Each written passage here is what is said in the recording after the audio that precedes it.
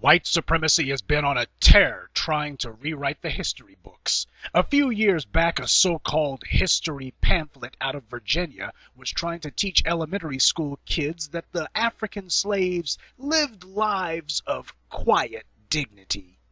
That phrase, lives of quiet dignity, is used more than any other to mischaracterize the endless suffering Africans endured during slavery. The point of this white supremacist propaganda is to miseducate children, particularly black children, teach them a false version of slavery before they even know what slavery is. This is a form of mind control, and you better learn to recognize it when you see it. One recent children's book that attributes quiet dignity to slavery is Dave the Potter, a book about a black man forced into slavery, but don't worry, he's one of those happy slaves who loses himself in his work because black folks just loves toiling for massa, don't you know?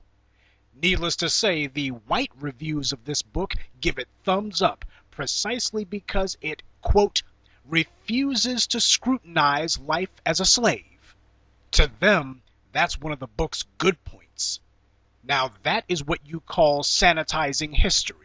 White people who are confronted on their whitewashing of history always try that feeble line about children should learn history.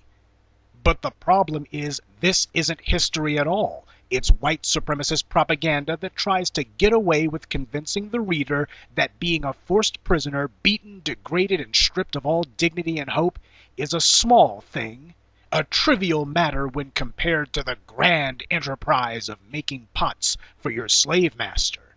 You are hearing it from the white people themselves. Being a slave, that's a minor point, not even really worth mentioning. What's really important is that you keep working for massa. And these are the people making the books that you let your children read. Another so-called geography book called African Slaves Workers, as if they'd volunteered to be beaten, raped, and murdered in the concentration camps of the American South. And now we have a new work of white rewriting of history called A Birthday Cake for George Washington. Talk about sympathy for the devil. Before we go any farther, it's way past time the white supremacist demagogues and lunatics of yesteryear were consigned to the trash bin of history. Animals like Cecil Rhodes, the butcher of Africa, George Washington, the Adolf Hitler of American history, and Thomas Jefferson, the Pol Pot of the Western Hemisphere, must all be erased. Some white people have tried to salvage the monuments to these monsters by claiming it's wrong to remove them because they're a legitimate part of history. Well, that's the reason we have history books, stupid. We can recount Washington's demonic crimes there, but when it comes to the society, the places of government, education, and culture, you do not allow them to be monuments to monsters. Adolf Hitler's statues were not allowed to remain standing. Neither were Joseph Stalin's or Saddam Hussein's, and these men didn't kill anywhere near the number of people Washington did. This so-called book is about an African named Hercules who had been forced into slavery on George Washington's plantation of Mount Vernon. This book actually tries to characterize the satanic institution of slavery as nothing more than happy-go-lucky, feel-good material for little kids. Apparently, it's the dictator's birthday, and the happy slaves have a huge problem.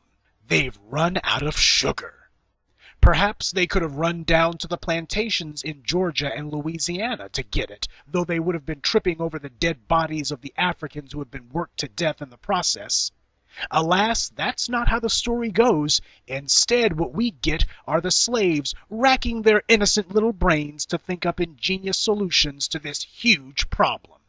This is not a revision of history, or even a rewriting of it. It is a flat-out pack of lies. And that's the point of the story. If white people are inconvenienced in any way, black people are supposed to worry themselves to death over it. Making sure white people are perfectly happy at all times is supposed to be our top priority. Now, the author of this so-called book is Raman Ganeshram. She's half Trinidadian, half Iranian, and all stupid. You can guess what the white publishing media said about her book. They praised it to high heaven, calling it so well researched. Even Scholastic Publishing, who printed this trash, heaped unequivocal praise on her, at least until the backlash started.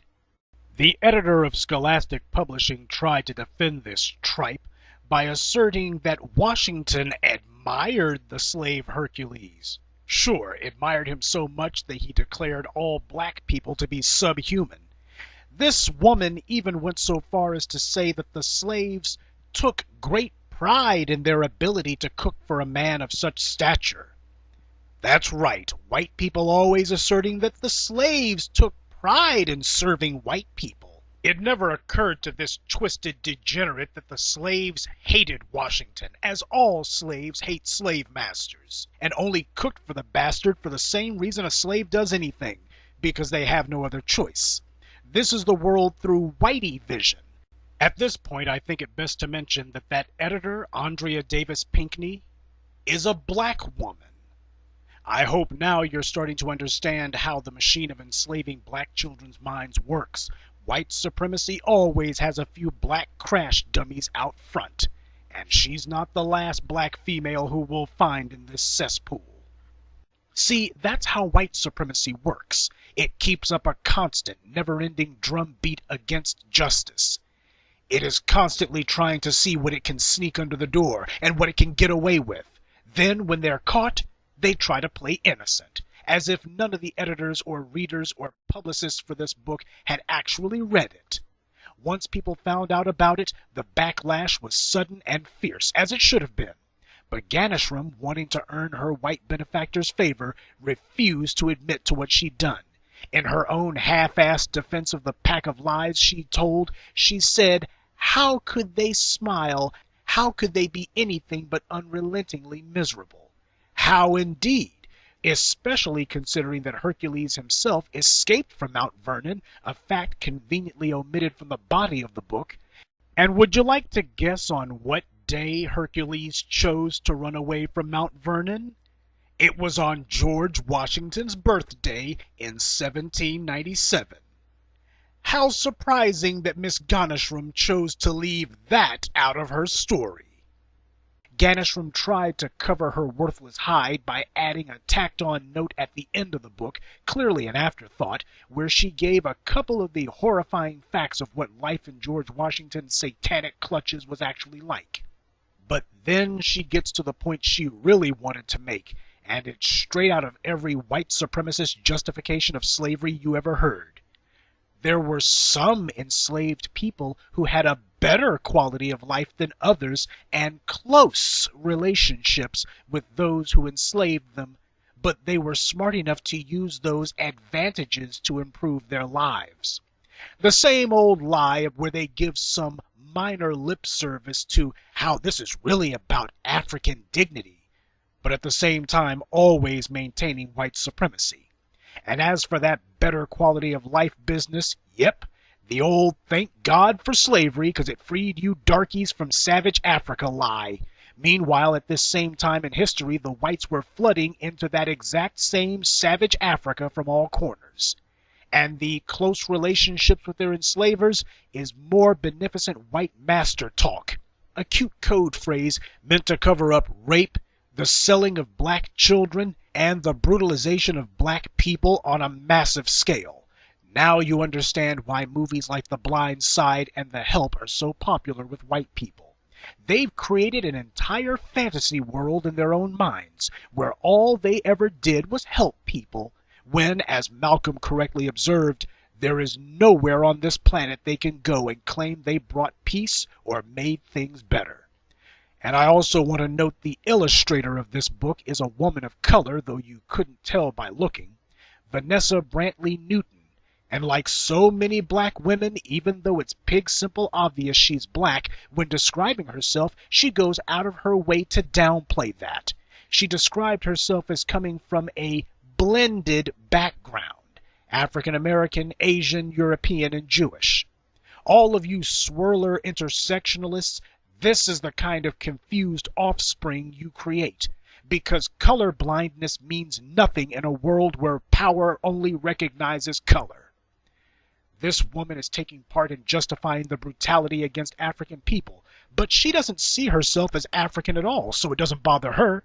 She identifies with everything but Africa. She gleefully promotes the lie that only happy slaves toiled in Washington's concentration camp. And don't go thinking having a sorta black woman be the illustrator was some sort of coincidence. When white supremacy is looking to launch a big attack on Africans, they have always made a point to get a few dark faces out front to sell it. Her job was to try to help them deflect the accusation of blatant racism, which she attempted to do. Of course, Ganishram and her ilk will try to pull the old Washington was a man of his time card, and that he didn't truly know what he was doing was wrong. Well, if that's true, then why didn't he put his own white wife and white children out in those killing fields? Why wasn't he out there himself? Why didn't he write laws saying that all people were only 3/5 human? And as for Ganishram, she's the child of immigrants, needless to say. And she knows the game she has to play to gain white acceptance, and she's playing it. Black people better start realizing we have no friends. Now there is an end note I want to put on this. This is the reason why it's so important that we create our own media for our own people and support it aggressively, because black empowerment starts in the womb. You teach black children to respect themselves or to hate themselves from the cradle. I've often said that if black women demanded black men produce a children's book before they would be allowed to sleep with them, we'd have black men lined up around the block, manuscripts in hand. Instead, the emphasis is on a black man having swag and mixtapes. So all we have are black men lined up around the block trying to get people to listen to their demo. This must stop. Black children are in a war, and the principal battleground is their minds. When you refuse to create or support content for black children, you are surrendering the battlefield to the Ganishrams and Newtons of this world. And they are making it clear their mission is to teach your black children to be happy, smiling servants of white supremacy.